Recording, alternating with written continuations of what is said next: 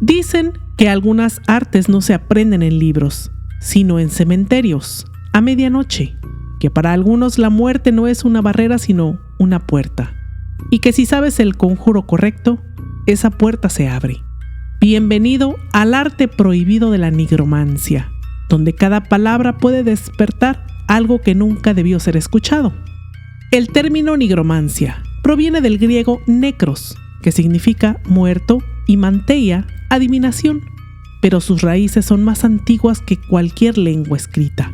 En Mesopotamia, hechiceros invocaban a los espíritus para consultar sobre algunas guerras o cosechas.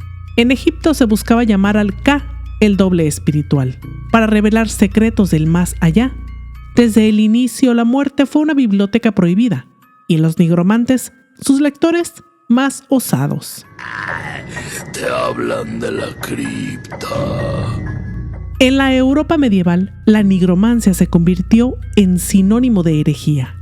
Libros como el Liber Officiorum Spiritum o el Picatrix describían rituales para llamar a los muertos, y a veces algo más. De todas las artes negras, sin duda la más peligrosa fue la nigromancia. Existen varios tipos, pero hoy solo hablaremos de la conocida como convocatoria de los muertos.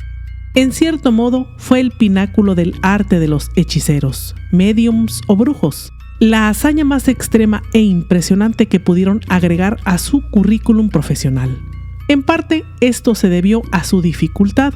Los requisitos rituales fueron extraordinariamente elaborados. Y en parte se debió a los grandes riesgos que se esperaba de cualquier hechicero o brujo encontrara en el momento en el que convocaba fantasmas y demonios del inframundo. Estos espíritus a menudo estaban bastante descontentos por tener que hacer un viaje a la tierra y tener comunicación con los vivos. La Iglesia, por supuesto, condenaba estas prácticas, asegurando que no eran las almas quienes respondían, sino demonios disfrazados. El castigo era claro: la hoguera. A pesar de ser una forma controvertida de magia negra, muchos clérigos de la Edad Media estudiaron y practicaron la nigromancia. Estos eruditos medievales creían que podrían ayudarles a lograr muchas hazañas, tanto personales como espirituales, y utilizaron su formación clerical para realizar los rituales correctamente. Se creía que la nigromancia podría obtener respuestas de los muertos, que podrían resolver problemas de la vida real, como encontrar objetos perdidos, identificar culpables en crímenes o incluso predecir el futuro. El nigromante tenía muchos preparativos que hacer. En los 9 días anteriores, un intento de resucitar a los muertos, él y sus asistentes estaban obligados a sumergirse de todas las formas inimaginables en la oscuridad de la muerte.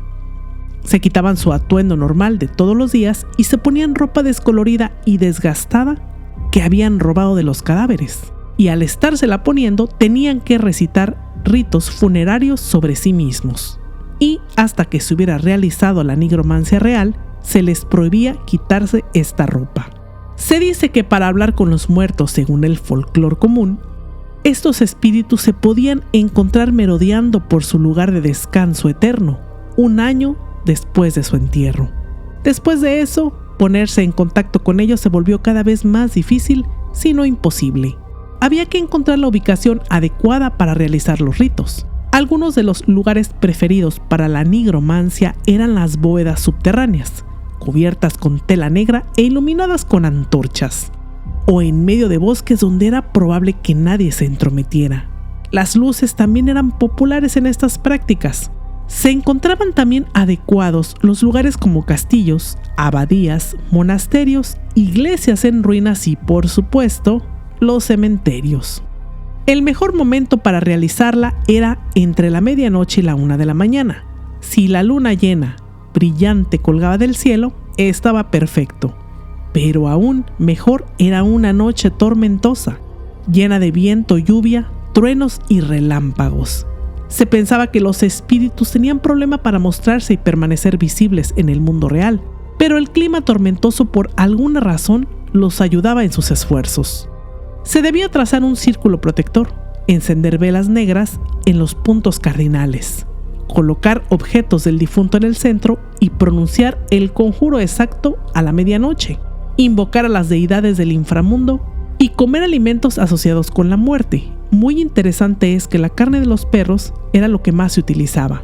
Estaba asociada con el inframundo, el pan negro y el jugo de uva sin fermentar. En la Edad Media se creía que los nigromantes comían cadáveres.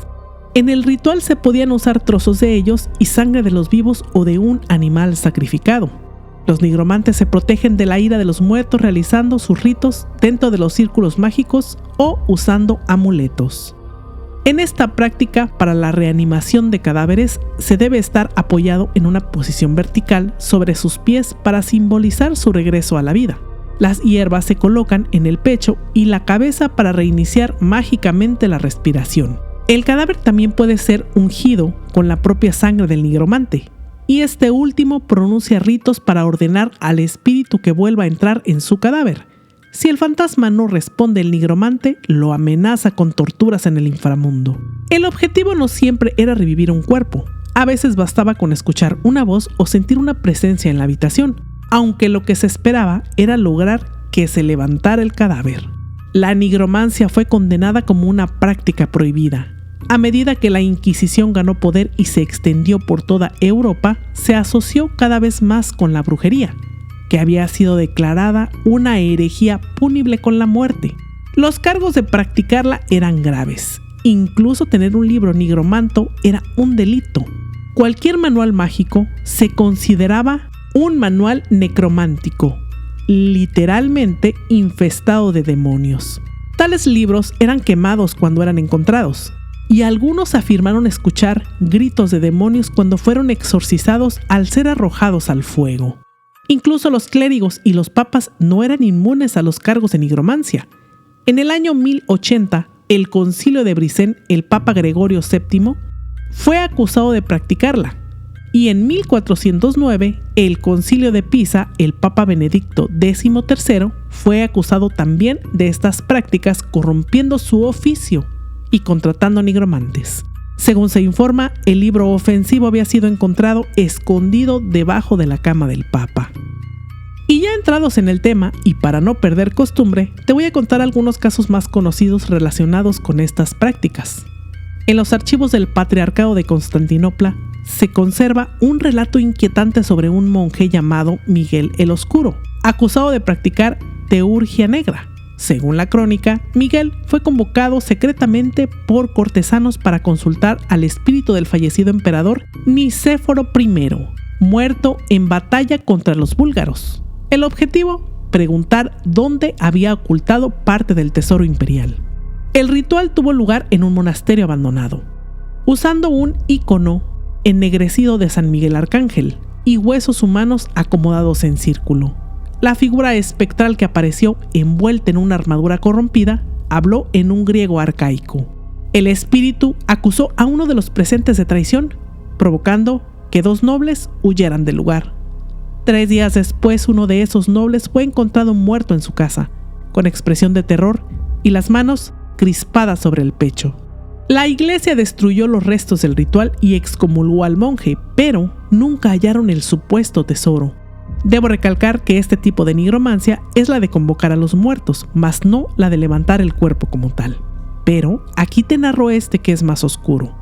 Proviene de la Europa medieval, y aunque hoy su autenticidad es debatida, en su época fue tomado muy en serio. El caso del cadáver parlante de la abadía de St. Albans, en Inglaterra, ocurrido en el siglo XII. Según las crónicas monásticas de Matthew Paris, el monje e historiador del siglo XIII, un hombre acusado de herejía y traición fue ejecutado y enterrado en el cementerio de la abadía. Unas noches después, un grupo de clérigos practicantes de artes prohibidas, entre ellos un monje expulsado por blasfemia, realizaron un ritual para obtener la verdad del difunto. El lugar, el cementerio de la abadía, bajo la luz de la luna casi oculta por las nubes. Se trazó un círculo de sal alrededor de la tumba y se clavaron 4 velas negras en las esquinas. En el centro, sobre la lápida, colocaron un libro prohibido atribuido a Honorio de Tebas. El grupo recitó salmos al revés y cánticos en latín corrompidos. La crónica describe que el aire se volvió más frío y que una neblina densa surgió del suelo. Al cabo de varios minutos, la tierra sobre la tumba comenzó a moverse.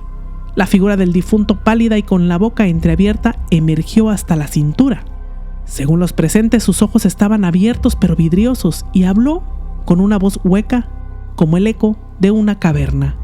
El cadáver reveló que no había actuado solo en su traición, sino que había sido manipulado por un noble influyente. También profetizó que todos los presentes no conocerían la paz en su muerte. A los pocos días, el abad descubrió el ritual y denunció a los implicados. Los monjes responsables fueron arrestados y ejecutados, y el cadáver fue exhumado y quemado para sellar lo que se había abierto. Las leyendas locales dicen que durante siglos los visitantes del cementerio escuchaban murmullos cerca de esa tumba, aún después de que desapareciera físicamente. Uno de los conceptos erróneos más comunes relacionados con la nigromancia es que todos los nigromantes son satanistas o que su arte es una rama del satanismo, mientras que algunos nigromantes podrían muy bien poseer puntos de vista satánicos o incluso ser miembros con cartas de la iglesia de Satanás. Muchos otros no lo son. La nigromancia y el satanismo son dos caminos muy distintos.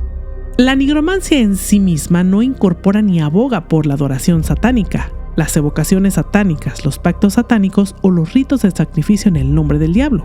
Una creencia o adoración del príncipe de la oscuridad no es de ninguna manera necesaria para convertirse en un nigromante. Sin embargo, la habilidad mágica y el respeto por los muertos sí lo son.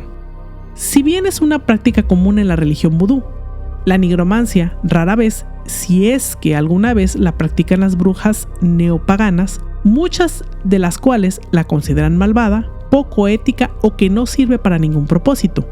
Esto no quiere decir que las brujas no puedan o no deban practicar el arte negro, si lo sintieran como su vocación. Es crucial reconocer que la nigromancia, como cualquier forma de adivinación, no está exenta de riesgos. El acto de convocar espíritus y entrometerse en el reino de los muertos puede tener consecuencias no deseadas y atraer a entidades malévolas. Las implicaciones éticas de la nigromancia también son un tema de debate, ya que implica manipular y potencialmente perturbar los espíritus de los difuntos. Este tema está lleno de detalles oscuros que por política no puedo narrarte, así que por el momento hasta aquí llego con el tema. Y por último, te recuerdo que la muerte es un misterio sagrado, no un umbral para forzar. La nigromancia no solo viola las leyes de la naturaleza, sino las del alma. Como dice un antiguo proverbio, no invoques lo que no puedes destruir. La paz no se encuentra en lo oculto, sino en aceptar que hay ciclos que ni el poder más oscuro pueden romper. Espero que te haya gustado. Gracias. Te habló la cripta de Abrael.